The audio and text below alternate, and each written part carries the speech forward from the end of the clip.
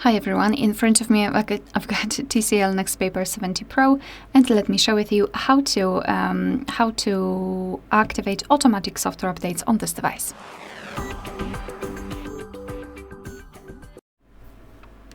So let's begin with opening the settings, and let me go back.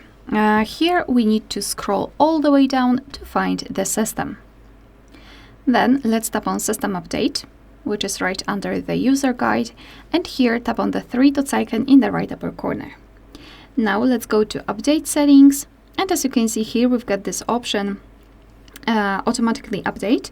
So if you've got it turned off, so if it looks like it, just tap on it. So your device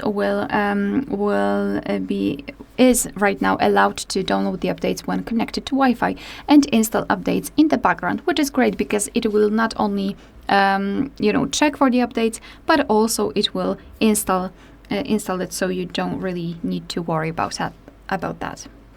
Alright, so that will be all. Thank you so much for watching. Please hit the subscribe button and leave the thumbs up.